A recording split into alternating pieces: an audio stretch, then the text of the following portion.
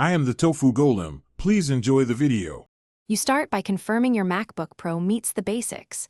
Check macOS and free disk space, because live wallpapers stream or decode frames and need headroom.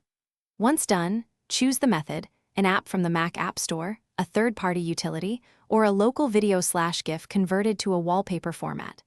Make sure you have the source file or the app installed. Now, grant display or accessibility permissions when prompted. These let the app change your desktop and run smoothly in the background. You now install and open the Live Wallpaper app, then immediately grant accessibility and screen recording permissions in System Settings so it can render and keep running. Next, import your video or GIF or pick a bundled wallpaper. Apps typically accept MP4, MOV, or GIF.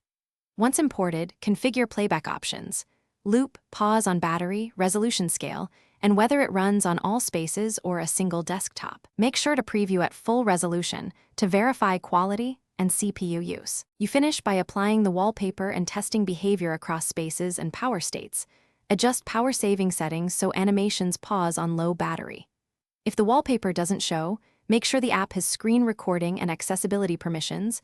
Revoke and reapply them to reset Mac OS permission caching. If animations freeze, restart the dock via terminal or log out and back in. This often resets desktop rendering. Finally, monitor CPU/GPU for a few hours. Reduce resolution or frame rate if thermals or battery life become an issue. Thanks for watching. Consider subscribing if we helped you today.